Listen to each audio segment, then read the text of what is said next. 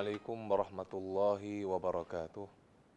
Innal hamdalillah nahmaduhu wa nusalli ala Rasulillah wa ala alihi wa ashabihi wa man iktada bihadihi wastanna bisunnatihi ila yaumiddin wa ba'd. Alhamdulillah, para penonton yang saya kasih semua, di antara persoalan yang kita terima juga lagi-lagi di akhir Ramadan ini adalah berkaitan dengan pengagihan zakat. Adakah boleh saya ini ataupun seseorang itu mengagihkan zakat harta secara sendiri di luar negara ke tempat yang mungkin dia rasakan sebagai memerlukan? Jadi sebagai jawapan umum bagi persoalan ini, ada dua aspek yang perlu saya jelaskan. Yang pertama, pilihan yang terbaik, dan yang kedua, pilihan yang dibenarkan. Apa maksud saya pilihan yang terbaik? Pilihan yang terbaik ini merupakan panduan daripada Nabi SAW untuk tidak memindahkan harta zakat dari sebuah negara yakni tempat harta tersebut diperolehi ke negara yang lain selagi mana ada orang yang memerlukan di negara berkenaan. Hal ini diriwayatkan daripada Rasulullah SAW ketika baginda mengutus seorang sahabatnya namanya Muaz ibn Jabal radhiyallahu an. Jadi Sayyidina Muaz, Nabi utus beliau ke Yaman. Kemudian Nabi SAW memerintahkan kepada Muaz untuk mengutip zakat di kalangan orang kaya di negeri Yaman, di negara Yaman. Kemudian diagihkan zakat tersebut kepada golongan yang fakir di negara berkenaan. Jadi maknanya dikutipnya di Yaman, kemudian diagihkan juga di kota Yaman. Jadi ini merupakan pilihan yang terbaik, memandangkan ini merupakan panduan daripada Nabi SAW. Ada pun pilihan yang kedua. Pilihan yang kedua ini merupakan pilihan yang dibolehkan. Nak buat boleh, tak nak buat pun lebih afdal. Iaitu untuk memindahkan harta zakat daripada suatu negara ke tempat yang lain, sekiranya penduduk di negara tersebut tidak memerlukan wang zakat. Maka pada waktu tersebut, zakat itu bolehlah disalurkan ke tempat yang lain yang lebih memerlukan. Diriwayatkan bahawa Muaz bin Jabal radhiyallahu an, sahabat Nabi, pernah menyalurkan wang zakat ke negara lain dengan persetujuan pemerintah ketika itu, yakni Sayyidina Umar ibn Khattab radhiyallahu an. Berkaitan dengan mengagih-agihkan zakat harta anda sendiri, setentunya dari segi hukum, perkara tersebut dibenarkan. Anda boleh buat sedemikian rupa.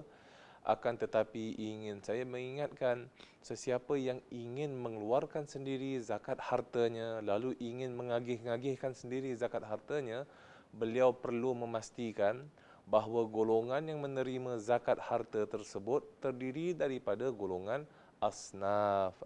Kerana ada orang pernah tanya dekat saya, Ustaz, saya ni sudah mengeluarkan zakat harta. Saya beri kepada satu hamba Allah ini yang baru kematian suami. Maka saya tanya kepada beliau, macam mana awak tahu bahawa wanita tersebut adalah salah satu daripada 8 golongan asnaf? Dia layak ke menerima zakat? Kerana tak semestinya kan seorang janda itu tergolong daripada asnaf. Bahkan sebaliknya, sekiranya beliau mewarisi harta si suami, beliau ini tidak layak untuk menerima zakat. Dia OKB, dia kaya. Jadi oleh itu kita kena memastikan kalau kita nak agihkan sendiri, golongan yang menerima itu asnaf. Kerana kita sedia maklum, perkara yang membezakan zakat dengan sedekah, yakni sedekah biasa, bukan saja dari segi hukum, tetapi dari segi perkiraan. Perkiraan yakni haul, nisab, 2.5% berbeza. Sedekah tak ada macam itu perbezaannya. Tambahan daripada itu, dari segi agihan juga berbeza. Sedekah awak nak beri dekat sesiapa saja boleh. Awak nak beri dekat fakir miskin boleh. Awak nak beri dekat orang yang kaya yang tidak memerlukan pun sedekah awak sah. Tidak menjadi masalah. Tapi berbeza dengan zakat. Kerana jika wang zakat tersebut sempurna dari segi kiraan zakat, dah alhamdulillah awak dah kira dengan sempurna. Kemudian awak ini agihkan kepada asnaf, maka insya-Allah Allah Subhanahu wa taala bakal menerimanya. Tapi kalau perkiraan zakat awak sempurna, tapi awak tidak mengagihkan wang tersebut kepada 8 asnaf, maka ia tidak dianggap sebagai zakat, tapi ia hanya menjadi sedekah sahaja. Jadi dalam konteks mazhab Asy-Syafi'i adalah diwajibkan zakat itu untuk diagihkan kepada 8 asnaf dalam negara sendiri selagi mana ia masih lagi wujud di situ. Dengan demikian, digalakkan supaya zakat anda itu anda tunaikan kepada mereka yang bertanggungjawab, ulil amri, mereka yang bertanggungjawab, yang memang tanggungjawabnya adalah untuk bukan saja menerima zakat tapi untuk mengagihkan zakat kepada 8 golongan asnaf tersebut. Juga digalakkan supaya kalau anda ni ada niat untuk membantu orang lain ke, nak membantu golongan lain ke, maka apa yang anda buat, anda keluarkan zakat anda yang wajib dulu. Kemudian untuk golongan lain ini, anda berikan kepada mereka sedekah daripada baki harta anda. Dengan yang demikian, anda dapat manfaat daripada menunaikan zakat dengan cara yang lebih sempurna dan anda yakin insya-Allah bahawa zakat anda itu sah.